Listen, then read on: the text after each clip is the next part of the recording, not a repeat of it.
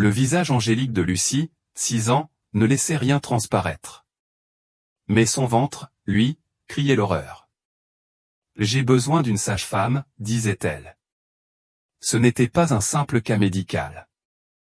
C'était le reflet d'une trahison. Une indifférence. Dont le prix était plus lourd que toutes les richesses. J'allais remuer ciel et terre. Pour la vérité. Et pour que justice soit faite. Financièrement aussi. Avant d'écouter la suite, abonnez-vous et écrivez en commentaire le nom de votre ville. Ces petits liens rendent chaque histoire un peu plus humaine. Je m'appelle Charlotte Lefebvre. J'ai maintenant passé la soixantaine. J'ai longtemps cru qu'une vie de dévouement aux autres suffirait, que je n'aurais plus rien à regretter de mes choix.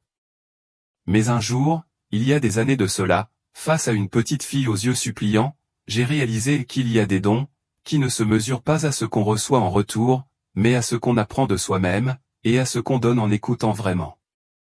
Mes 40 ans et mes 15 années de service aux urgences de l'hôpital Saint-Martin d'Oak Ridge m'ont appris à naviguer le chaos. Je connaissais le bruit incessant, l'odeur métallique, le balai incessant des vies fragiles. Cette nuit-là, la fatigue me collait à la peau.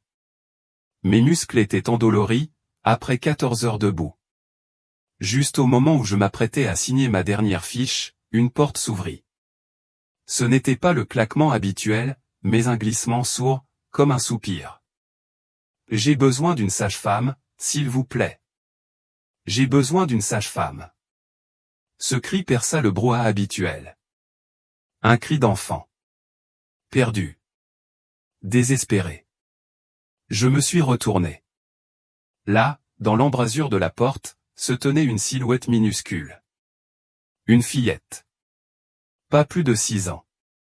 Elle trébuchait, les 2 bras serrant un ventre. Un ventre visiblement distendu. Ses cheveux blonds pendaient en mèches emmêlées autour d'un visage strié de larmes. Et de saleté. Le plus alarmant, elle était seule. Complètement seule. « Oh mon Dieu !» ai-je murmuré. Je me suis précipité vers elle. Mes muscles endoloris? Oublié. Je me suis agenouillé à sa hauteur. « Ma chérie, où sont tes parents ?» Ses yeux bleus, grands de peur, se sont fixés sur mon visage. De grands yeux clairs, comme des puits de tristesse. « J'ai besoin d'une sage-femme », a-t-elle répété. Sa voix. Elle tremblait. « Mon ventre me fait tellement mal et il grossit. S'il vous plaît, aidez-moi. » Chaque professionnel à portée de voix s'immobilisa. Le mouvement s'est figé. Les murmures se sont tus. L'implication qu'une enfant si jeune demande une sage-femme, cela jeta un froid étrange dans les urgences. Ce n'était pas de la panique collective. Plutôt une profonde inquiétude. Un pressentiment sombre planait dans l'air, lourd. J'ai doucement posé ma main sur l'épaule de la fillette.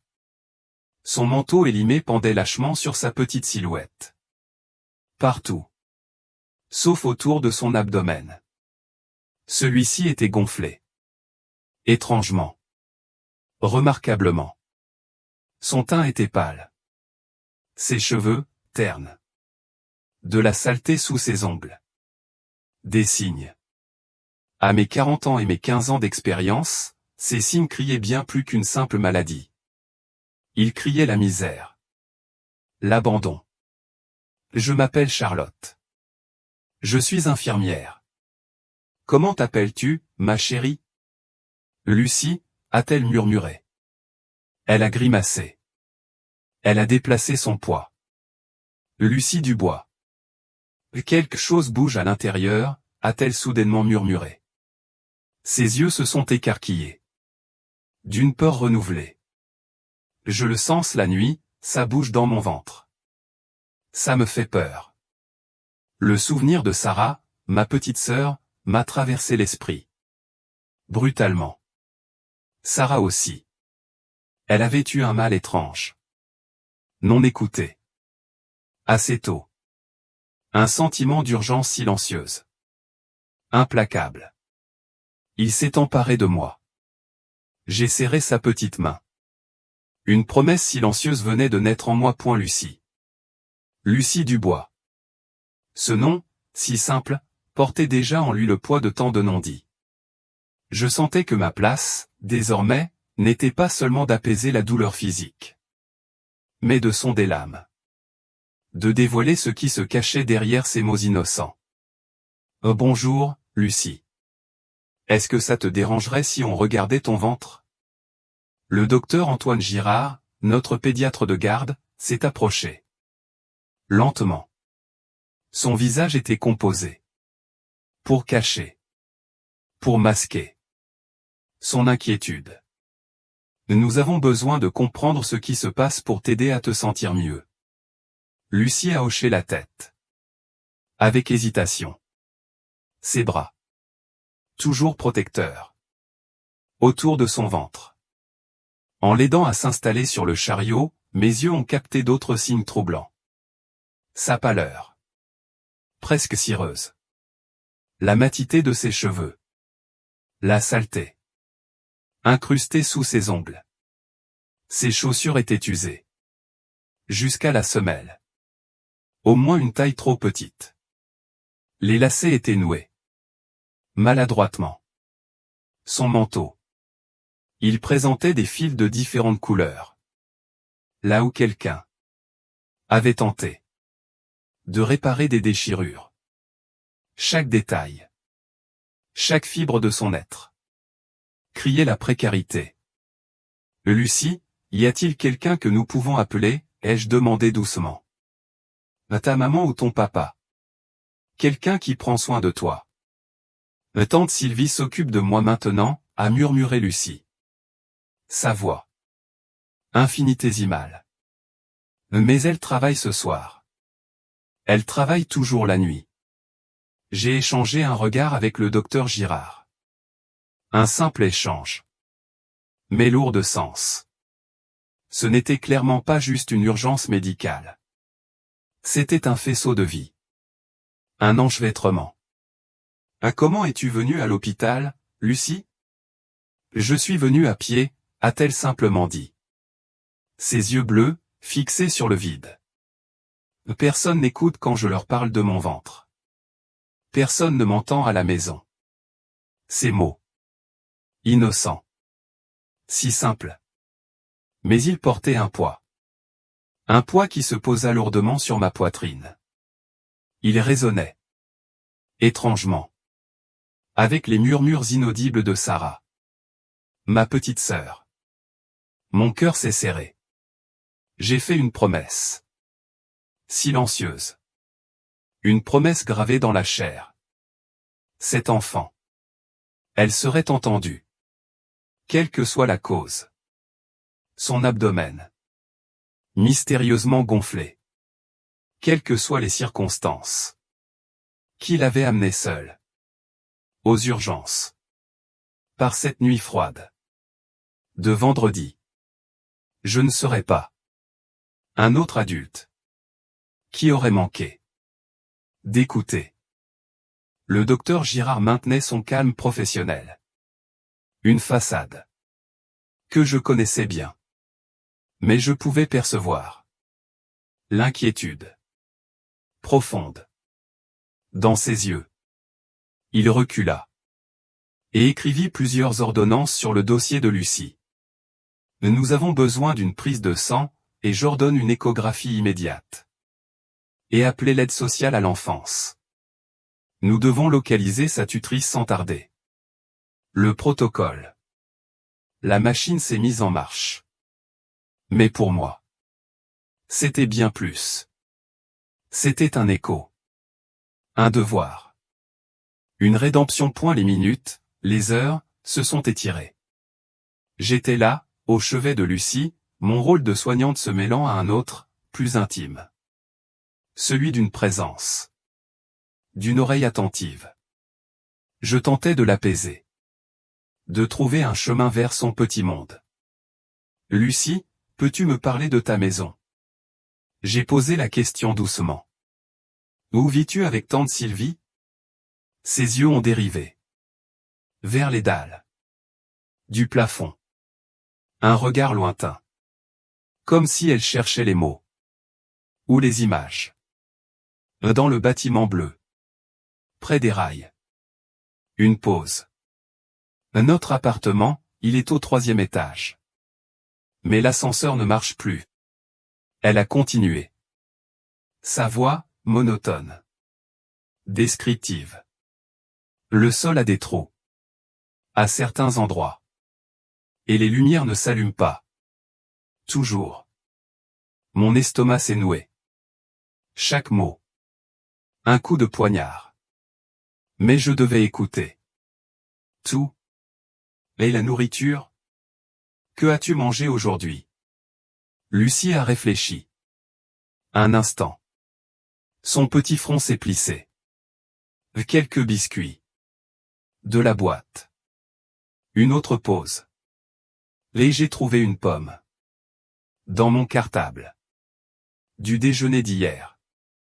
J'ai lutté. Pour garder mon expression neutre. Mon cœur, lui, se serrait de plus en plus fort. Et ton lit? Est-il confortable? Je dors sur un matelas. Par terre, a dit Lucie. Comme si c'était un fait banal. Une vérité. Inaltérable. Parfois, ça devient mouillé. Quand il pleut fort. Parce que le plafond goutte. Chaque réponse peignait une image. Plus claire. Plus nette. De la vie de Lucie. Une image qui me brisait le cœur. Ce n'était pas seulement un mystère médical. C'était une enfant. Qui passait. À travers les mailles du filet. De la société. Un fil. Cassé. Quand Lucie s'est endormie. Brièvement. D'épuisement. Je suis sorti. Vers le poste des infirmières. Sandrine Morel, l'assistante sociale de garde, venait d'arriver. Son visage. Fatigué. Également. Nous avons essayé d'appeler le numéro de tante Sylvie. Figurant dans les anciens dossiers de Lucie.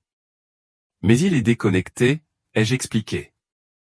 L'adresse que nous avons ne semble plus exister. Sandrine a soupiré. Et les dossiers scolaires? Nous attendons qu'il nous rappelle. C'est vendredi soir. Tout est plus lent. Que nous le voudrions. Une lenteur administrative. Qui étouffait des vies. Une colère sourde montait en moi. Lucie s'est réveillée. Un peu plus tard. Momentanément confuse. Puis sa main. Instinctivement. S'est portée à son estomac. C'est toujours là, a-t-elle dit. Sa voix. Tremblante.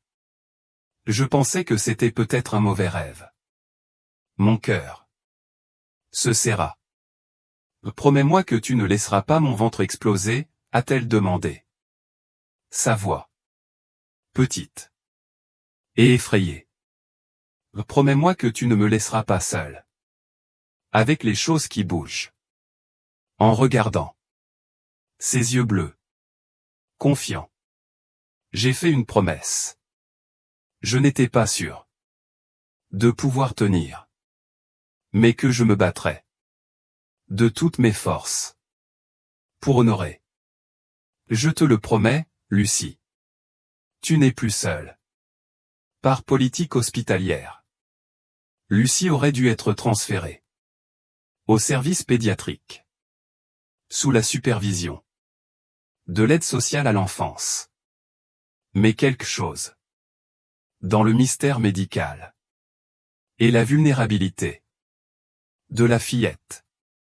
M'a poussé. À briser le protocole. Je resterai avec elle cette nuit, ai-je dit. À mon superviseur. Montons. Sans appel. Son état nécessite une surveillance constante. De toute façon. Et elle me fait confiance. Un choix. Au-delà des règles. Un serment. Chers auditeurs des Voix du Cœur, l'histoire de Lucie nous confronte à des réalités difficiles, celle où la détresse se cache souvent derrière des portes closes, ignorées par un système débordé. Je suis sûr que vous aussi, à travers vos années, avez été témoin, ou peut-être même acteur, de moments où une petite voix a été enfin entendue. Partagez avec nous dans les commentaires ci-dessous, vos propres réflexions, vos expériences, ou simplement un mot de soutien pour Lucie et tous ceux qui, comme elle, cherchent désespérément à être écoutés. Chaque mot compte, chaque témoignage peut éclairer le chemin. Si kive konge na y, et juk toi bin na es un bendi, toi bit rngvn ko nhngnjibn kung toi trom suan tranet. SKOMTCA kive langa ng vient hélène nht toi kati phnq kung, celle où l'espoir, fragile mais tenace, va tenter de percer l'obscurité. Votre présence est ma force. Log pointait. Doucement. Elle inondait les couloirs. D'une lumière douce. Je m'étais assoupi. Brièvement. Sur la chaise près du lit de Lucie. Le sommeil. Léger. Interrompu. Je me suis réveillé. En sursaut. Pour trouver. Une femme âgée. En blouse blanche. Debout. Dans l'embrasure de la porte. Elle observait. L'enfant endormi. Avec un intérêt aigu. C'était le docteur Éléonore Mercier. Une légende. À l'hôpital Saint-Martin d'Oak Ridge. Vous devez être Charlotte, dit-elle. Doucement. Sa voix, claire. Malgré l'heure matinale. L'infirmière qui est restée toute la nuit. Avec notre mystérieuse patiente. J'ai hoché la tête.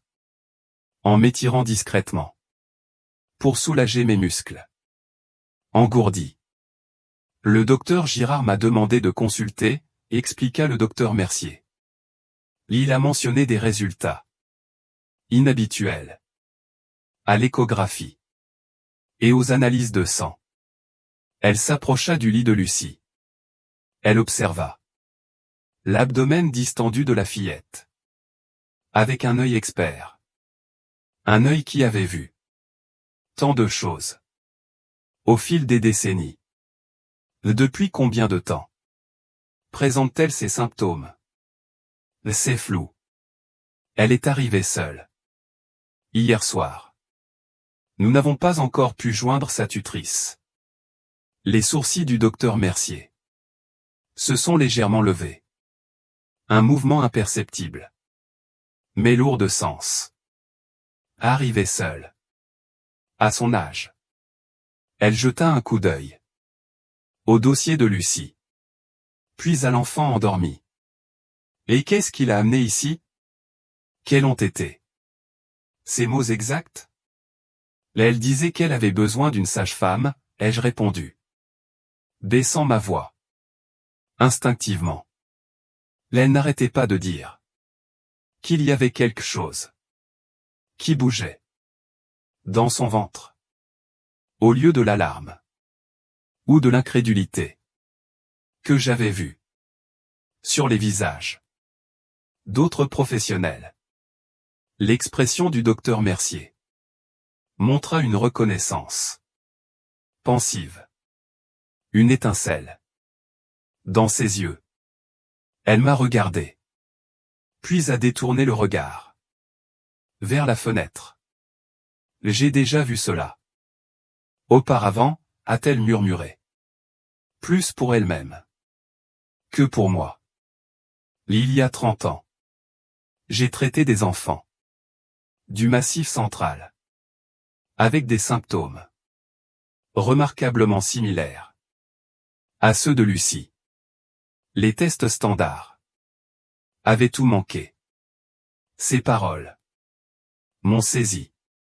Les mêmes retards. La même incompréhension. L'ombre de Sarah s'est allongée dans mon esprit. Plus tard. Dans le couloir. Le docteur Mercier nous parlait. Au docteur Girard et à moi. Sa voix, ferme. Mais calme. Nous nous trompons tous. Un silence. Suspendu. Les tests médicaux sont importants. Mais ils ne nous donnent qu'une partie de l'histoire. Le diagnostic n'est pas seulement dans le corps. Il est dans l'environnement. Les circonstances sociales. Elle avait raison. Une vérité simple. Que nous avions tous manqué. Il y a 30 ans, j'ai traité des enfants qui souffraient d'un enchaînement de facteurs, malnutrition chronique, infections parasitaires non traitées dues à de l'eau contaminée, toxines environnementales d'un logement insalubre. Elle fit un geste vers la chambre de Lucie. Là, avant de nous précipiter vers des procédures plus invasives. Nous devons comprendre où vit cet enfant. À quoi est-elle exposée quotidiennement? Le docteur Girard semblait sceptique. Avec tout le respect que je vous dois, docteur Mercier. Sa distension abdominale est sévère. Nous devons exclure. Je ne suggère pas d'abandonner les tests médicaux, le docteur Mercier l'interrompit. Je suggère d'élargir notre enquête. Cet enfant n'a pas développé ces symptômes. Dans un vide, je sentis une étincelle d'espoir s'allumer en moi. Pendant que tout le monde se concentrait uniquement sur ce qui pouvait se trouver à l'intérieur du corps de Lucie, le docteur Mercier considéra l'enfant dans sa globalité, y compris le monde qu'il avait façonné. Juste à ce moment-là, Sandrine apparut avec des nouvelles. Nous avons localisé les dossiers scolaires de Lucie. J'ai une adresse mise à jour pour tante Sylvie. Mais toujours pas de réponse à un quelconque numéro de téléphone. Les yeux du docteur Mercier rencontrèrent les miens. Un regard complice. Je crois qu'il est temps de faire une visite à domicile. N'est-ce pas? Oui. C'était l'heure de voir de mes propres yeux le bâtiment bleu se dresser contre le ciel gris du matin. Sa peinture fanée, écaillée. Une façade fatiguée. Nous, Sandrine et moi, avons suivi le chemin fissuré jusqu'à l'entrée. Là, une serrure cassée pendait lâchement sur ses gonds. Un 3e étage, appartement 3C, confirma Sandrine en vérifiant ses notes. Nous avons commencé à gravir l'escalier. Une odeur épaisse accrocha ma gorge. Un mélange de moisi et d'autres choses. Une odeur aigrelette qui me fit plisser le nez. Une odeur de délabrement. Quand nous avons atteint le 3e étage, une femme, une voisine, Madame Marie Leroux, une jeune femme avec un enfant en bas âge sur la hanche, est sortie de l'appartement d'un accent grave côté. Elle nous a remarqué. Nos badges d'hôpital. Vous cherchez Sylvie, a-t-elle demandé. Sa voix, lasse. Elle ne sera pas de retour avant la fin de son service de nettoyage. Ce matin, nous essayons de la joindre. Au sujet de sa nièce, Lucie, ai-je expliqué. Elle est venue à l'hôpital hier soir. Les yeux de la femme s'écarquillèrent. C'est son estomac? La pauvre. Elle avait l'air d'avoir avalé un ballon de basket. Ces dernières semaines. Son regard. Plein de compassion. Mais aussi de résignation. Sylvie était morte d'inquiétude. Mais elle ne peut pas se permettre de manquer le travail. Savez-vous quand cela a commencé? Demanda Sandrine. Après la grande tempête. Le mois dernier. Elle déplaça son enfant sur l'autre hanche. La moitié de l'immeuble a été inondée. Les égouts ont refoulé dans le sous-sol. Les tuyaux ont éclaté. Le propriétaire a colmaté les brèches, mais n'a rien vraiment réparé. Sylvie faisait bouillir leur eau. Mais qui sait ce qui s'est retrouvé dans les tuyaux, armé de la permission de la voisine de laisser un mot pour Sylvie. Nous avons continué vers l'appartement 3C. La porte était verrouillée. Mais la voisine offrit sa clé de secours, que Sylvie lui avait confiée pour les urgences. À l'intérieur, l'appartement racontait sa propre histoire. Une histoire muette, mais éloquente. Un matelas, à même le sol. Dans la petite chambre, des dessins d'enfants, scotchés soigneusement au mur, au-dessus du matelas. L'évier de la cuisine contenait un pot avec un résidu trouble, preuve d'eau bouillie, et le placard ne contenait que quelques paquets de nouilles instantanées et de biscuits. La précarité à nu. Mais c'est la salle de bain qui me coupa le souffle.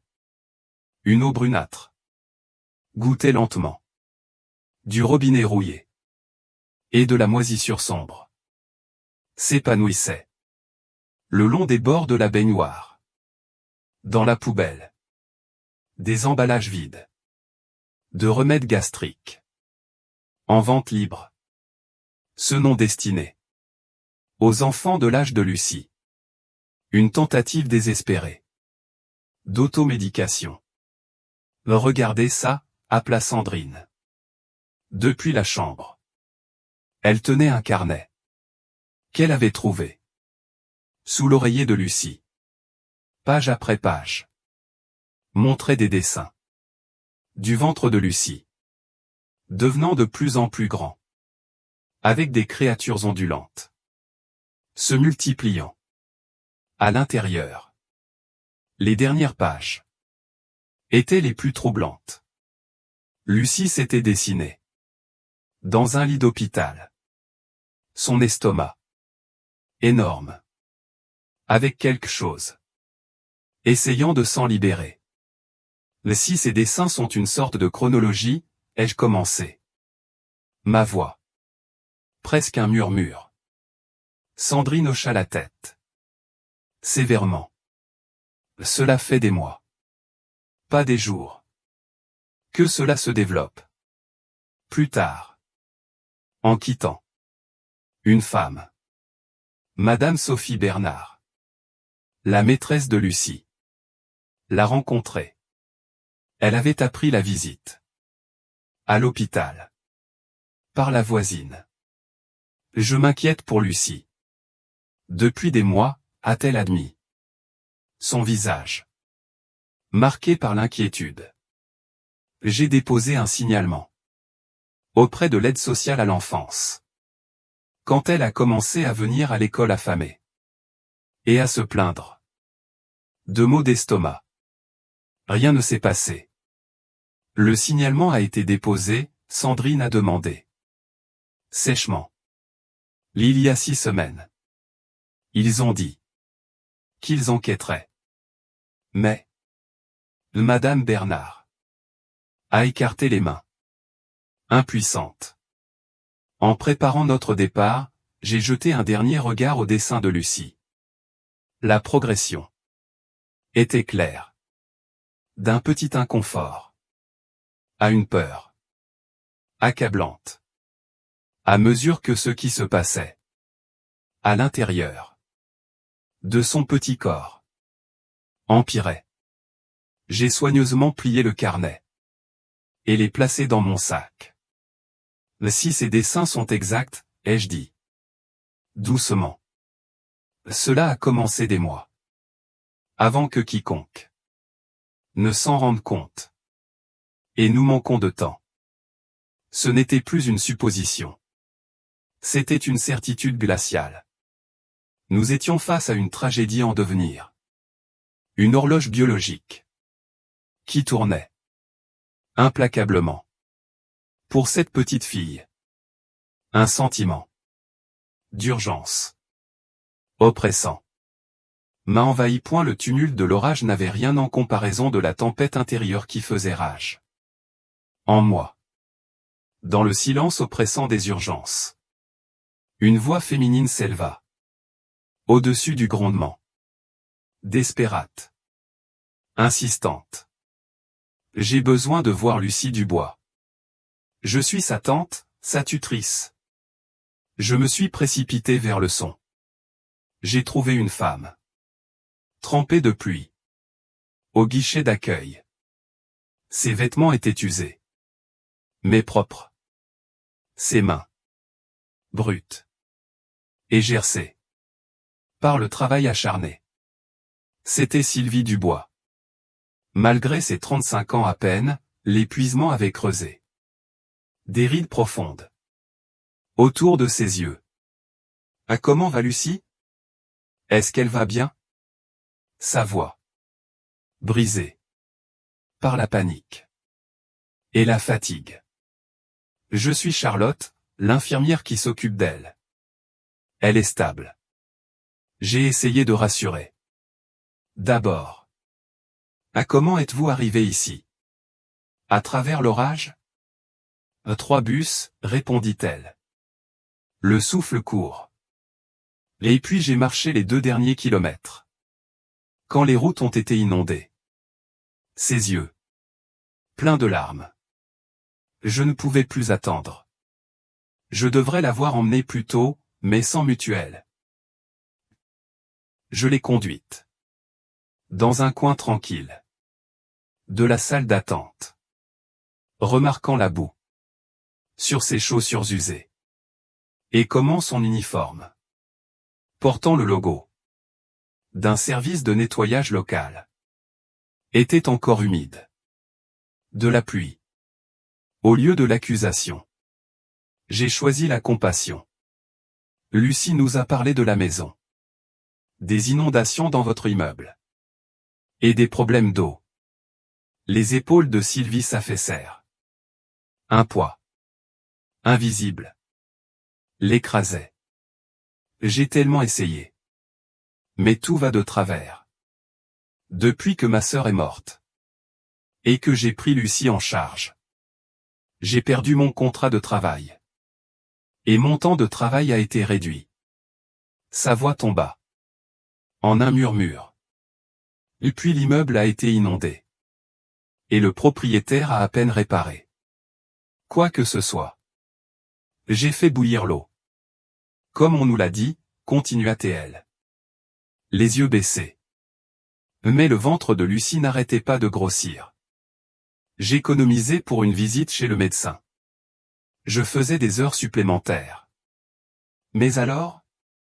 Elle sortit de son sac, les mains tremblantes. Un petit paquet, enveloppé dans un tissu. À l'intérieur se trouvaient plusieurs petits paquets de nouilles instantanées, des biscuits et une poignée de sachets de ketchup. D'un fast-food. C'est ce sur quoi nous avons vécu cette semaine, admit-elle. Ses yeux pleins de honte. Les bons alimentaires ne suffisent pas. Jusqu'à la fin du mois. Au lieu de juger, j'ai ressenti une vague de compréhension. Sylvie n'était pas négligente. Elle se noyait dans un système qu'il avait abandonné. À chaque tournant. Un système qui m'avait aussi laissé impuissante. Face à Sarah. Le docteur Éléonore Mercier nous rejoignit. Elle se présenta doucement à Sylvie. Lucie a mentionné que votre famille avait déjà eu une situation médicale similaire. Pouvez-vous nous en parler? Sylvie hocha la tête. Lasse. Mon cousin Léo. Il y a 2 ans. Il avait les mêmes symptômes. Ventre gonflé. Sensation de mouvement à l'intérieur. Au moment où ils ont compris ce qui n'allait pas, il a failli mourir. C'était une sorte d'infection parasitaire, combinée à une malnutrition sévère. Ils ont dit que cela avait créé une tempête parfaite dans son corps. Les yeux du docteur Mercier s'illuminèrent de reconnaissance. Où était-ce? Le département de la Chênaie Verte, à environ 80 km à l'ouest. Le même complexe d'appartements. En fait, nous avons tous les deux fini là. Parce que c'est le seul endroit qui ne vérifie pas le crédit. Le docteur Mercier échangea un regard significatif avec moi. Un regard de victoire silencieuse. La pièce manquante, murmura-t-elle. Une intuition confirmée. Une vérité commençait à se dessiner. Le docteur Antoine Girard arriva. Avec un spécialiste que je n'avais pas vu auparavant. Un homme aux yeux doux et à l'accent indien. C'est le docteur Sanjay Sharma, expliqua le docteur Girard. Il est spécialisé dans les maladies tropicales et parasitaires. Le docteur Sharma examina le dossier de Lucie. Puis examina les échantillons au microscope. Son expression devint de plus en plus grave. Quand il leva enfin les yeux, sa voix était urgente. J'ai besoin de voir cette patiente. Immédiatement. Ce à quoi nous sommes confrontés n'est pas une seule condition. C'est une interaction complexe d'infections parasitaires, de malnutrition sévère et de toxicité environnementale. Et si j'ai raison, nous n'avons pas beaucoup de temps. Le voile se déchirait. Enfin. Les analyses sont complètes, annonça le docteur Sanjay Sharma. Quand nous nous sommes réunis dans la salle de conférence, son ton sans équivoque. Et je crains que nous ne soyons confrontés à quelque chose de plus complexe que ce qui était initialement suspecté. Il plaça plusieurs lames sur la table lumineuse, révélant des images microscopiques, des formes étranges, indéfinissables, des images qui firent même les médecins expérimentés se pencher avec inquiétude. Le système de Lucie a été compromis, non pas par un, mais par de multiples organismes parasitaires. Il fit une pause. Chaque mot pesait lourd, probablement issu de l'eau contaminée après l'inondation, combinée à de graves carences nutritionnelles et à d'éventuelles toxines environnementales. Ils ont créé une tempête parfaite d'infection, d'inflammation et de rétention de liquide. La salle tomba. Silencieuse. Le mot. La phrase. La tempête parfaite. L'implication s'imprégnait dans nos esprits. Ce n'était plus seulement un mystère médical. C'était une course contre la montre. L'état de Lucie se détériora rapidement. Une descente brutale, nécessitant son transfert en unité de réanimation pédiatrique. Les murs lumineux et colorés du service pédiatrique contrastaient fortement avec la gravité de la situation. Les moniteurs bipaient régulièrement, suivant ces signes vitaux, alors que les infirmières se déplaçaient efficacement autour de son lit, ajustant les perfusions, vérifiant les niveaux de liquide, J'avais changé de service. Pour rester avec Lucie. Incapable. De briser ma promesse. De rester. À ses côtés. La politique hospitalière. Restreignait généralement. La présence de non-membres. De la famille. En réanimation. Mais le docteur Éléonore Mercier avait organisé une exception. Reconnaissant le lien spécial entre l'infirmière et la patiente. Ce n'était plus une supposition. C'était une certitude glaciale. Nous étions face à une tragédie en devenir. Une horloge biologique qui tournait implacablement. Pour cette petite fille. Un sentiment d'urgence oppressant m'a envahi. Le tumulte de l'orage n'avait rien en comparaison de la tempête intérieure qui faisait rage en moi. Dans le silence oppressant des urgences, une voix féminine s'éleva au-dessus du grondement. Despérate. Insistante. J'ai besoin de voir Lucie Dubois. Je suis sa tante, sa tutrice. Je me suis précipité vers le son. J'ai trouvé une femme. Trempée de pluie. Au guichet d'accueil. Ses vêtements étaient usés. Mais propres. Ses mains. Brutes. Et gercées. Par le travail acharné. C'était Sylvie Dubois. Malgré ses 35 ans à peine, l'épuisement avait creusé des rides profondes autour de ses yeux. Ah, comment va Lucie? Est-ce qu'elle va bien? Sa voix. Brisée. Par la panique. Et la fatigue. Je suis Charlotte, l'infirmière qui s'occupe d'elle. Elle est stable. J'ai essayé de rassurer. D'abord. Ah, comment êtes-vous arrivé ici? À travers l'orage? 3 bus, répondit-elle. Le souffle court. Et puis j'ai marché les 2 derniers kilomètres. Quand les routes ont été inondées. Ses yeux. Pleins de larmes. Je ne pouvais plus attendre. Je devrais l'avoir emmenée plus tôt, mais sans mutuelle. Je l'ai conduite. Dans un coin tranquille. De la salle d'attente. Remarquant la boue. Sur ses chaussures usées. Et comment son uniforme. Portant le logo. D'un service de nettoyage local. Était encore humide. De la pluie. Au lieu de l'accusation. J'ai choisi la compassion. Lucie nous a parlé de la maison. Des inondations dans votre immeuble. Et des problèmes d'eau. Les épaules de Sylvie s'affaissèrent. Un poids. Invisible. L'écrasait. J'ai tellement essayé. Mais tout va de travers. Depuis que ma sœur est morte.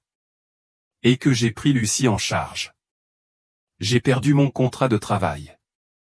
Et mon temps de travail a été réduit. Sa voix tomba. En un murmure. Et puis l'immeuble a été inondé. Et le propriétaire a à peine réparé. Quoi que ce soit. J'ai fait bouillir l'eau.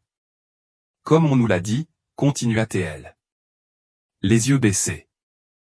Mais le ventre de Lucie n'arrêtait pas de grossir. J'économisais pour une visite chez le médecin. Je faisais des heures supplémentaires. Mais alors? Elle sortit de son sac. Les mains tremblantes. Un petit paquet. Enveloppé dans un tissu. À l'intérieur. Se trouvaient plusieurs petits paquets de nouilles instantanées. Des biscuits. Et une poignée de sachets de ketchup. D'un fast-food. C'est ce sur quoi nous avons vécu cette semaine, admit-elle. Ses yeux. Pleins de honte. Les bons alimentaires. Ne suffisent pas. Jusqu'à la fin du mois. Au lieu de juger. J'ai ressenti une vague de compréhension. Sylvie n'était pas négligente. Elle se noyait. Dans un système. Qui l'avait abandonnée. À chaque tournant.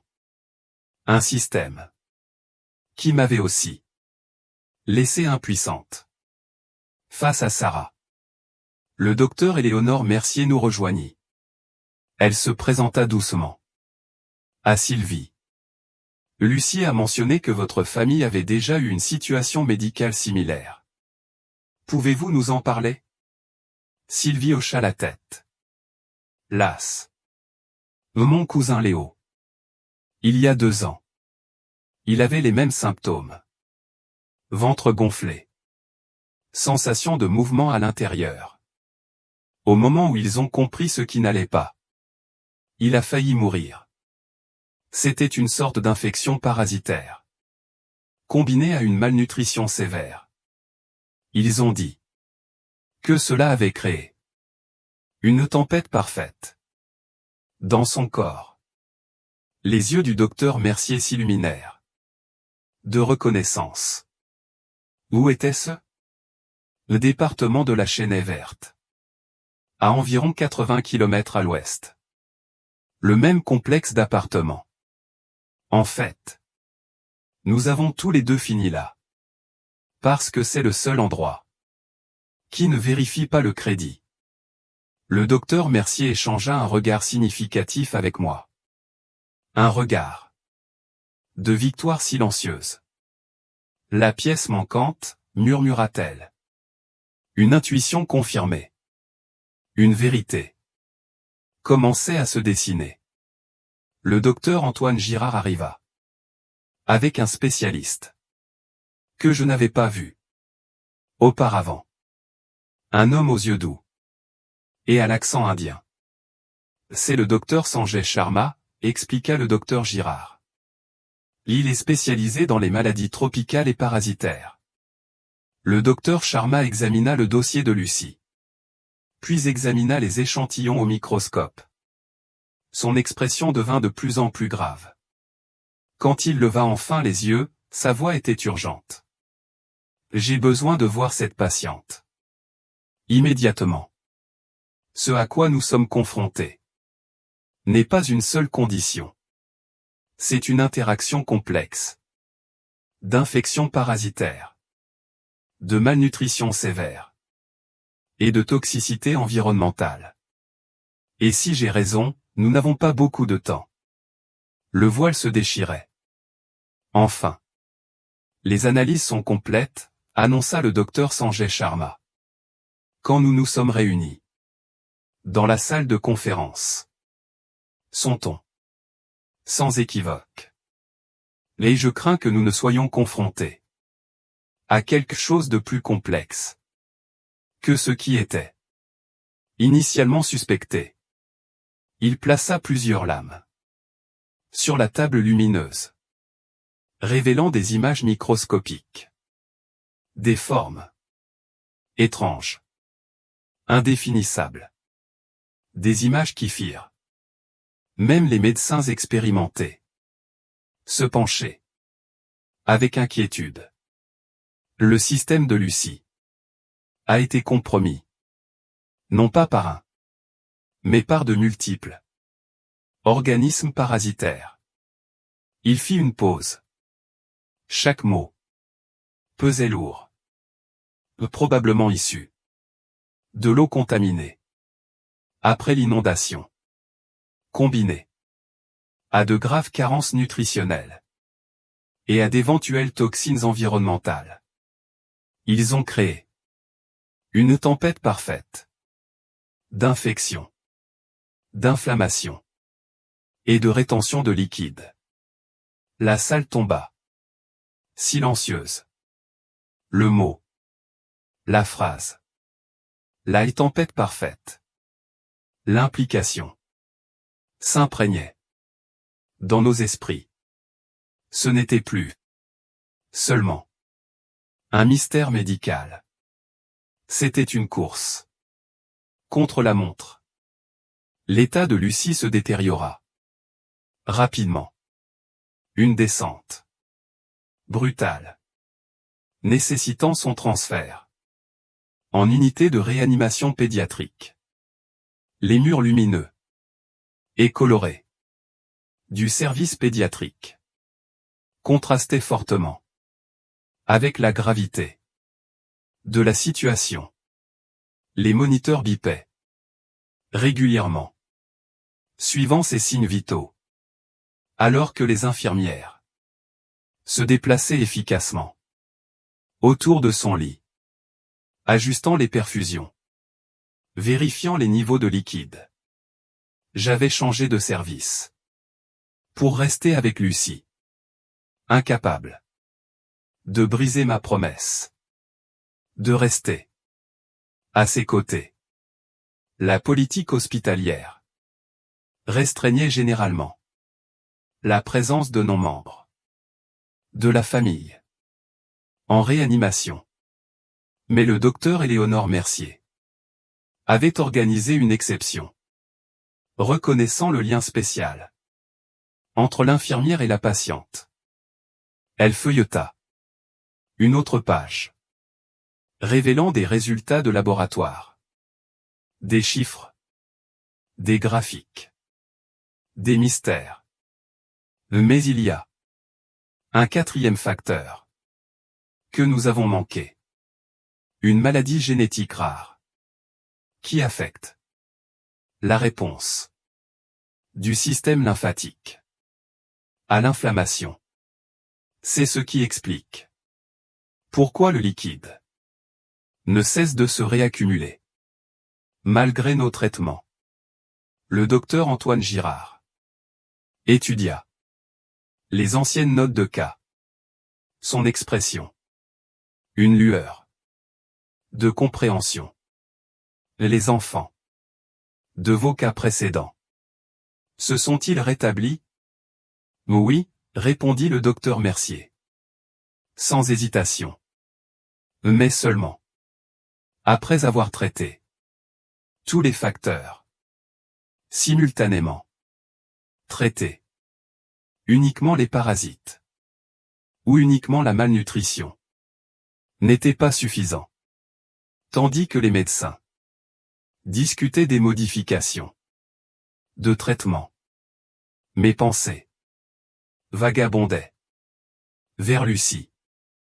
Dans ces moments plus heureux, son visage s'éclairant quand je lui apportais des crayons de couleur, son délice à goûter, des fruits frais, sa résilience, malgré tout ce qu'elle avait enduré, à travers de rapides flashbacks.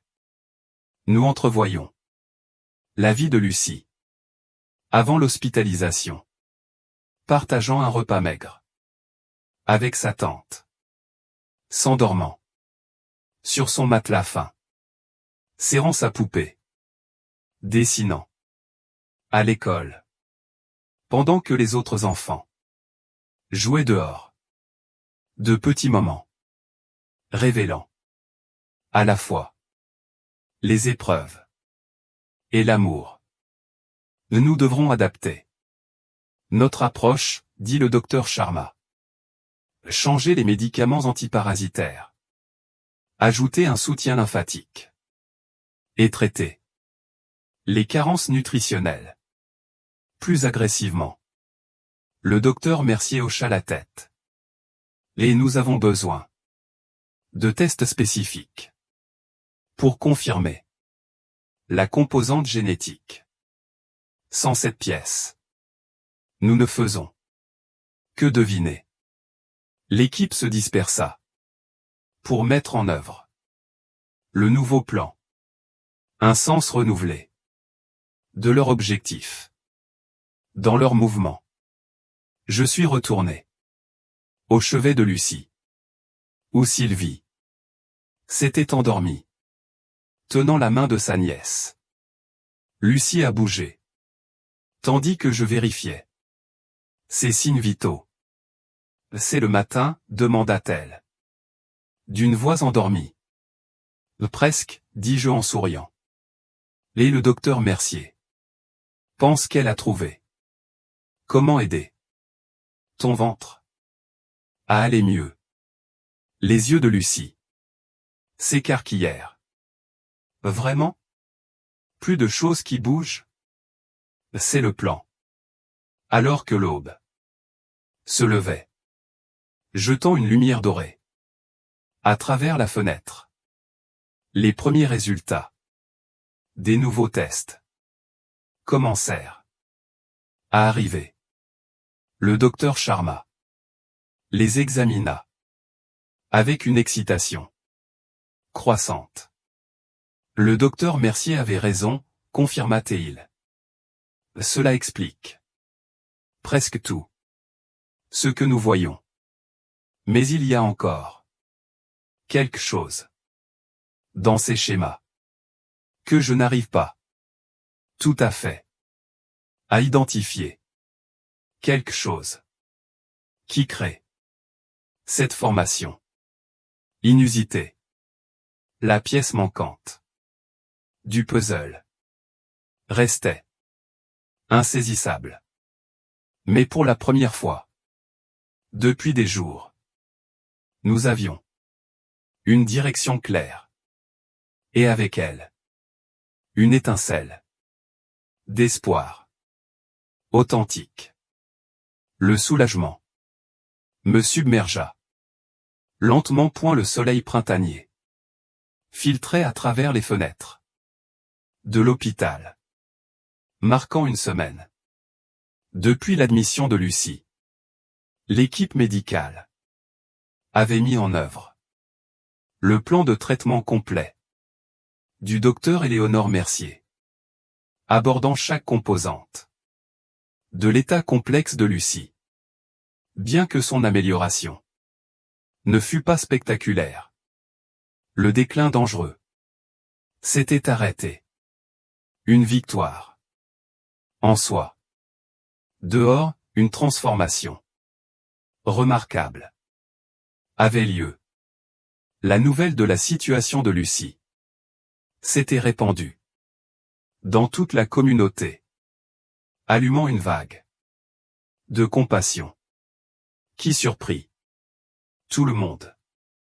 Dans l'immeuble de Lucie, les voisins organisaient une équipe de nettoyage, débarbouillant la moisissure et réparant ce qu'ils pouvaient. Le propriétaire, confronté à l'attention des médias et à d'éventuelles actions légales, avait enfin envoyé des plombiers pour résoudre les problèmes d'eau contaminée. Les inspecteurs municipaux, alertés par l'activisme persistant de Sandrine, effectuaient des évaluations appropriées de la sécurité du bâtiment. À l'école de Lucie, les enfants créaient un mur coloré de cartes de rétablissement. La directrice de l'école, Madame Sophie Bernard, avait mis en place un programme de repas pour le week-end, pour s'assurer que les élèves comme Lucie ne souffriraient pas de la faim quand l'école n'était pas en session. À l'intérieur de l'hôpital, je faisais face à mon propre carrefour. L'offre d'emploi en Arizona. Un poste prestigieux pour lequel j'avais postulé des mois auparavant était arrivé. Ils attendaient ma réponse d'ici la fin de la semaine. Tu devrais l'accepter, me dit Sylvie, quand je lui confiai mon dilemme. Lucie comprendrait. Tu as déjà fait plus que quiconque ne pourrait attendre. Mais je ne pouvais pas imaginer partir avant de voir Lucie entièrement rétablie, avant de savoir avec certitude que l'histoire ne se répéterait pas comme cela avait été avec ma sœur. Lucie, pendant ce temps, montrait de petits signes d'amélioration. Sa fièvre s'était stabilisée. Et le liquide dans son abdomen commençait enfin à diminuer régulièrement. Plus révélateur encore. Ses dessins avaient changé. Au lieu de créatures effrayantes dans son estomac, elles se dessinaient maintenant avec de plus petites bulles dans son ventre. Chaque jour. Me regarde, Charlotte, s'exclama Lucie. Un après-midi. Elle brandit son dernier dessin. Les choses qui bougent s'endorment à cause du médicament. Cette simple interprétation enfantine de son traitement apporta des sourires sur les visages de l'équipe médicale. Sandrine arriva avec des nouvelles. La mutuelle d'urgence avait été approuvée, couvrant les frais médicaux de Lucie et assurant qu'elle recevrait un suivi. Et j'ai trouvé un programme d'aide au logement qui peut aider Sylvie à trouver un appartement plus sain, ajouta-t-elle. Les pièces se mettaient en place. Mais le docteur Sharma restait troublé par quelque chose dans les résultats de Lucie. Un schéma qu'il ne pouvait pas tout à fait identifier. Il y a encore quelque chose que nous manquons, me confia-t-il. Quelque chose qui explique pourquoi la formation parasitaire est si inhabituelle ce soir-là. Tandis que j'aidais Lucie à trier ces quelques affaires, j'ai trouvé quelque chose glissé dans une poche latérale de son sac à dos. Un petit bocal en verre avec des herbes séchées et un liquide brunâtre. Lucie, qu'est-ce que c'est? Demandai-je doucement.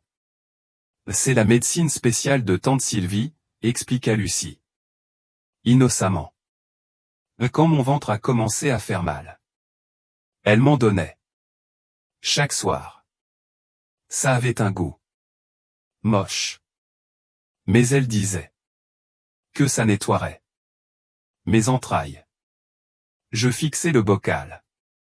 Ma respiration s'est accélérée. Je l'ai soigneusement sécurisé et me suis immédiatement dirigé vers le docteur Sharma. Je crois que j'ai trouvé notre pièce manquante, dis-je. Je plaçai le bocal sur son bureau. Le docteur Sharma examina le contenu. Son expression devenant de plus en plus alarmée. Ceci contient des herbes qui pourraient interagir avec l'état de Lucie, potentiellement nourrir l'infection parasitaire, tout en masquant les symptômes. Il leva les yeux vers moi. C'est le catalyseur que nous cherchions, tandis que nous nous précipitions pour partager cette découverte avec l'équipe. Je sentis une vague d'espoir. Nous voyons enfin l'image complète. Chaque facteur qui avait créé la tempête parfaite de la maladie de Lucie. Et avec cette compréhension vint le pouvoir de vraiment l'aider à guérir. Le docteur Mercier et le docteur Sharma travaillèrent tard dans la nuit, finalisant un protocole de traitement qui abordait chaque aspect de l'état de Lucie, y compris les effets du remède à base de plantes. Le lendemain serait crucial. Le jour où il mettrait en œuvre le plan de traitement complet. Alors que je me préparais à partir pour la nuit, Lucie m'a rappelé. Charlotte, quand j'irai mieux. Seras-tu toujours mon ami? La question. Si simple. Et pourtant. Si profonde. Me prit par surprise. Bien sûr que oui, Lucie. Toujours. Bien, dit Lucie. D'une voix endormie. Parce que j'ai dessiné quelque chose pour toi. Elle me tendit. Un papier. Soigneusement plié. Dessus. Un dessin. De moi. Du docteur Mercier. Du docteur Charma. Et de tante Sylvie. Tous se tenant la main. Autour du lit de Lucie. Avec le soleil. Filtrant à travers la fenêtre. Écrit. D'une écriture enfantine.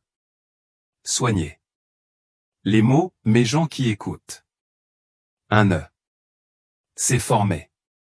Dans ma gorge point le nouveau protocole de traitement. Commença à l'aube. Lucie reçut. Une combinaison. Soigneusement calculée. De médicaments. Des antiparasitaires. Pour traiter les infections. Des anti-inflammatoires. Pour réduire la réponse systémique. Un soutien. Du système lymphatique. Et une thérapie nutritionnelle. Conçue. Pour corriger. Ces carences sévères. C'est notre meilleure chance, expliqua le docteur Éléonore Mercier. À Sylvie. Nous traitons. Chaque composante. Simultanément. Lucie, désormais habituée. À la routine. Des médicaments. Et de la surveillance. Endura le tout. Avec une résilience.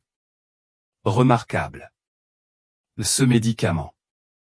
Combat-il les choses qui bougent, demanda-t-elle. Tandis que le docteur Antoine Girard administrait la première dose. Oui, répondit-il. Avec un doux sourire. C'est comme envoyer une équipe spéciale pour nettoyer le problème dans ton ventre. À la mi-journée. Les signes vitaux de Lucie montraient des améliorations prometteuses. Sa température chutait plus près de la normale.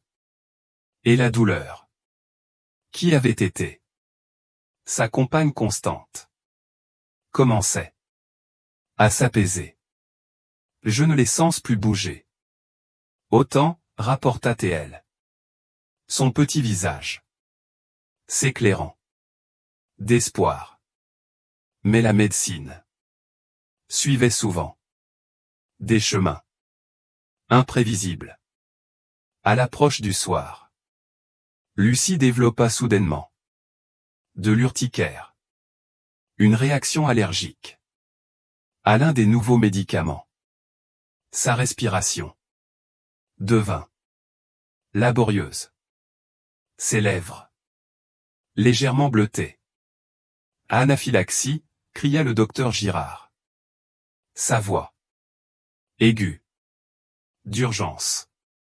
Nous avons besoin d'épinéphrine. Maintenant. L'équipe médicale se mobilisa avec une efficacité professionnelle, tandis qu'il stabilisait la respiration de Lucie. Je tenais Sylvie dans le couloir. Nous deux, figés de peur, alors que nous regardions par la fenêtre. Laisse qu'elle va. Sylvie ne put terminer la question. Et ils font tout ce qu'il faut, je l'assurai. Priant pour que je sois correct. Une fois le danger immédiat passé, le docteur Sanjay Sharma ajusta le protocole médicamenteux en retirant l'allergène, tout en maintenant l'efficacité du traitement global. Le revers fut effrayant, mais surmontable. Nous continuerons de la surveiller Toute la nuit, expliqua-t-il. Les 12 prochaines heures sont critiques. Lucie dormait. Par intermittence. Son corps. Combattant. Plusieurs batailles. À la fois. Sylvie et moi. Nous relayions. Pour veiller. Parlant doucement. De jours normaux. À venir. L'école. Les visites au parc. Les histoires. Au coucher.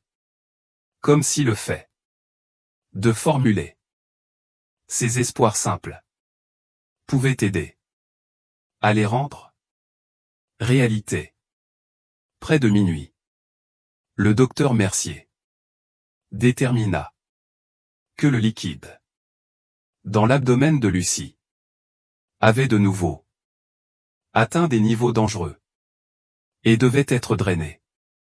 Sans l'équipement spécialisé en pédiatrie qui serait disponible dans un hôpital plus grand. Nous devions improviser avec les outils à portée de main. Ce n'est pas idéal, admit le docteur Mercier. Mais les routes endommagées par la tempête vers l'hôpital régional pour enfants sont toujours en réparation. Nous ne pouvons pas attendre un transfert. La procédure serait délicate. Surtout étant donné l'état affaibli de Lucie, tandis que l'équipe se préparait. Je parlais doucement à Lucie, expliquant ce qui allait se passer. En termes simples. Est-ce que ça va faire mal, demanda Lucie. Sa voix minuscule. Tu sentiras une certaine pression, répondis-je. Honnêtement.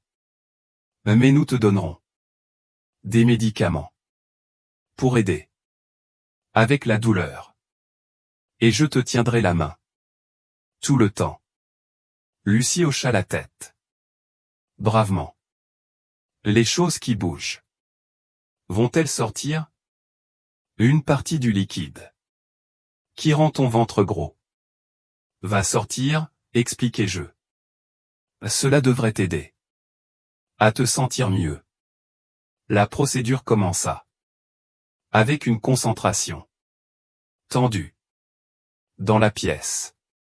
Le docteur Mercier travailla avec une précision minutieuse, guidant le cathéter de drainage, tout en surveillant la réponse de Lucie. Je tins ma promesse, tenant la main de Lucie et parlant de manière rassurante. Tout au long, tandis que le liquide s'écoulait, le docteur Sharma examina des échantillons au microscope. Son expression devenant plus optimiste de minute en minute. La charge parasitaire est dramatiquement réduite, rapporta Théil. Le traitement fonctionne. Quand la procédure fut terminée, l'abdomen de Lucie était notablement moins distendu. Le soulagement sur son visage fut immédiat. Comme si une grande pression avait enfin été relâchée. Après des mois d'accumulation. Ça ne me sert plus. Autant, murmura-t-elle. Avec étonnement. Touchant doucement son estomac. L'équipe observa ses signes vitaux se stabiliser. Chaque bip sur le moniteur. Une petite victoire. Au lever du jour, l'état de Lucie s'était amélioré. Assez pour que le docteur Girard fasse passer son statut de critique à stable. Alors que la lumière du matin remplissait la pièce, Lucie ouvrit les yeux. Vraiment alerte. Pour la première fois. Depuis des jours. Elle regarda son estomac. Puis, levant les yeux vers moi. Avec un sourire qui illumina tout son visage. Les choses qui bougent. Ça me nuise, annonça-t-elle. Triomphalement. Je crois qu'elles s'en vont. Enfin. Un mois plus tard. Je me tenais au poste des infirmières. Révisant des dossiers. Quand un rire familier résonna dans le couloir de l'hôpital. Je levai les yeux pour voir un spectacle remarquable. Lucie Dubois sautillant vers moi. Les tresses rebondissantes. Les joues rosées d'une couleur saine. La transformation était stupéfiante. L'abdomen de Lucie était de taille normale. Ses yeux brillants de vie. Ses mouvements énergiques et insouciants. Derrière elle marchait tante Sylvie.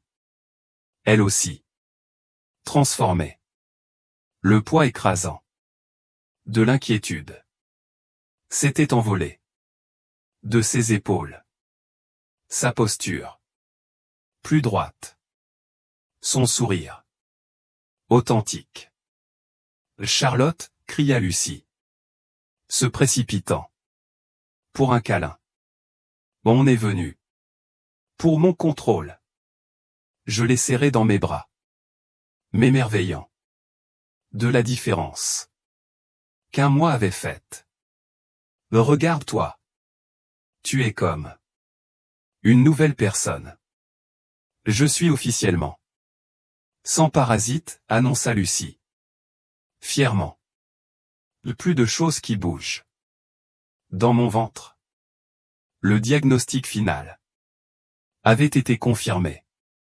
Une combinaison rare de multiples infections parasitaires. Une malnutrition sévère. Et une variation génétique du système lymphatique.